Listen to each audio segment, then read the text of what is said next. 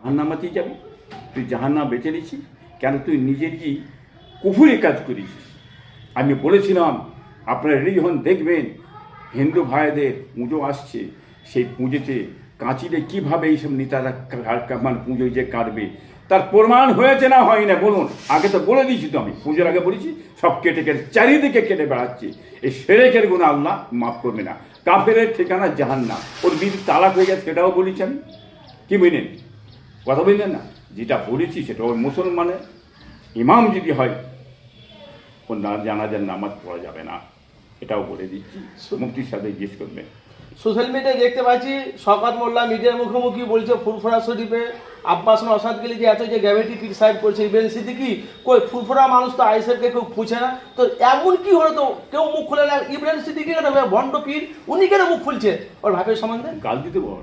হ্যাঁ, ওই বেঈমান কাফেরটাকে জাহান্নামের কুত্তা কাফেরটাকে ছোট হুজুরকে গাল দিতে বলো। ও তো বলেছে হ্যাঁ, আমার ভাইপোদারে গাল দিতে বলো। কি একটা হিন্দুর সঙ্গে তুলনা দিতে বলো? তা হিন্দুর সঙ্গে অবিশ্বাসকে যে তুলনা দিয়ে আছে ছোট হুজুর হয়, তাহলে 5 হুজুর কী হলো? তার দাদা হুজুর তাহলে কি? গালটা কোথা দিয়েছে ও বেঈমান কাফের জানে।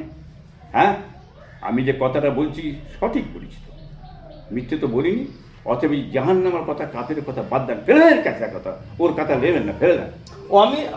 অমিত শাহকে তুলনা করেছে আপনার আব্বাজান জুলফিকারকে, তাহলে বলছে আমি ওমর সিদ্দিককে শ্রদ্ধা করি, তোমার ইসমাইল হুজুরকে, এরা তো ওয়ারি বংশ, ওরা তো ওয়ারি ছেলে, তো ভালোবাসাটা কোনখান থেকে এলো? এটা তো অভিনয়। হ্যাঁ, বাঁচবে কি করে, খাবে কি করে? হ্যাঁ, ওদের মুখ করে যদি লোকটা টেনে রাখা যায়, ওসব কথা বলে লোকটা না যাবে না। হ্যাঁ, কি করবে? পার্টি চলে গেলে খাবে কি এরা? জানোয়ারগুলো খাবে কি রে? পার্টি চলে গেলে ঘর চলে যাবে, বাড়ি চলে যাবে, ছেলে চলে যাবে, জমি চলে যাবে, বিল্ডিং চলে যাবে, ধুলির সাঁত হয়ে যাবে, খাবে কি? জান প্রাণ দিয়ে পার্টি করছে, পার্টি চলে গেলে খাবে, খেতে পাবে না। চ্যালেঞ্জ করে বলছি খেতে পাবে না। ধুলির সাথ বাংলার মানুষ করে দেবে। ওই যে ক্ষতি বাংলার মানুষের করে, জনগণের করেছে, জনগণ ওর পিছনে নেই, ওদের পিছনে নেই, মমতার পিছনে জনগণ নেই। হ্যাঁ, জনগণ করে গেছে, কেবলমাত্র পুলিশটা হ্যাঁ এই পার্টির মধ্যে আছে। আর একটা কথা দেখুন, আপনারা দেখছেন না 100 দিনের কাজটা, 100 দিনের কাজটা কি করেছে? এবারে পুজো পাণ্ড হলো হিন্দু ভাইদের, বিশালভাবে হয়েছে। কি বুঝলেন? দুর্গা পুজো এটা হিন্দু ভাইয়ের এক বড় উৎসব। এতে এই উৎসবে মানুষের চলাচল কত কম, মানুষের মানুষের মুখে হাসি নেই। কোথা থেকে হাসবে? হ্যাঁ, পুজোয় 1,40,000 প্যান্ডেল হয়ে গেল, তারপরে খাবে কি? কাপড় চুপুর করে। হ্যাঁ, 1,000 টাকা মাসে ভাতা দিয়ে দিলে ওই 1000 টাকায় কাপড় হয়ে যাবে না, খাওয়া হয়ে যাবে না, 5 জনের সব কাপড় হয়ে যাবে কি? আচ্ছা বলুন, একটা কথা বলি শুনুন, এই 100 দিনের কাজটা মোদি মমতার ষড়যন্ত্র করে বন্ধ করে মানুষের আর্থিক অবস্থা ভেঙে চুরমার করে দিলে কেন? যাতে ওরা আমার হাত পাতবে দেবো, আর হ্যাঁ অভাব টাইমে আমি ইনকাম করব। বাজার ঘাটের দুর্মূল্য কি হয়েছে আপনারা বুঝতে পারছেন, ধ্বংস করে ফেলেছে। একটা জিনিস বলে রাখি, 100 দিনের কাজটা বন্ধ করে দুজনে, 100 দিনের কাজটা যখন হতো একটা ফ্যামিলিতে 3 জন 4 জন 5 জন করে কাজ করতো। একটা ফ্যামিলিতে একলা কাজ করলে কত পাবে? 9,000 টাকা পাচ্ছে, একলা পাবে। 2 জন করে 18,000 টাকা। একটা ফ্যামিলি 3 জন করে 27,000, 4 জন করলে হ্যাঁ 36,000 টাকা পায়। এই 20,000, 30,000, 10,000, হ্যাঁ এই টাকাটা ইনকাম। একটা লোক 9,000 কোটি টাকা মাসে ইনকাম করে।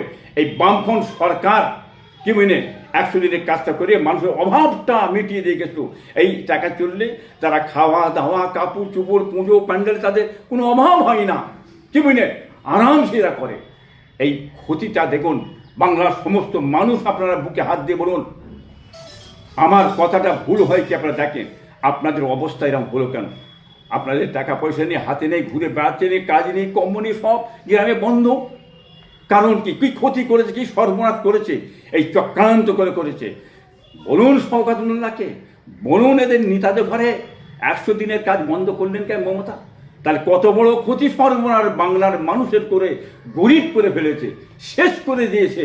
একটা মানুষ বেটা ছেলেরা 9,000 কোটি টাকা ইনকাম করে, আর দিচ্ছে ভাতা দিচ্ছে কত লক্ষ্মী ভাণ্ডার 1,000 টাকা। এখন টান পড়লে ছেলেরা কার কাছে, বিবির কাছে যে বলবে 200 টাকা দাও, 100 টাকা দাও, চা পানি খাবো, বিবির কাছে যে চাইবে। হ্যাঁ, একটা লজ্জার বিষয়, মুসলমান বেশি লজ্জার বিষয় তো। তাহলে কত হাজার টাকার ক্ষতি করেছে, মাসে 9,000 টাকা যদি আপনারা পান, তাহলে আপনাদের সংসার চলার কোনো অসুবিধা হয় না, বাচ্চা কাচ্চা খেয়ে থাকেন। এই সর্বনাশ করছে এই সরকার। এই সরকার যতদিন থাকবে মনে রাখবে আপনাদের সদগুটির সাথে সর্বনাশ করে দেবে। এ দেশে উন্নয়ন হবে না। শিল্প, চাকরি, কর্ম, কৃষি শেষ করে দিয়েছে। একটাই কারণ, মুসলমানদের কিছু করেন এই সরকার, এই রাজ্য সরকার। মুসলমানদের যে ক্ষতি করেছে, এত ক্ষতি অন্য কোনো সরকার করেনি। হিন্দু ভাইদের যে ক্ষতি করেছে, চাকরি বাকরি শেষ করে হিন্দু ভাইদের দিয়েছে, যে ক্ষতি করেছে, এ ক্ষতি অন্য কোনো সরকার করে না। কি বুঝলেন? আজকে দেখুন মুসলমানদের কি অবস্থা হয়ে আছে।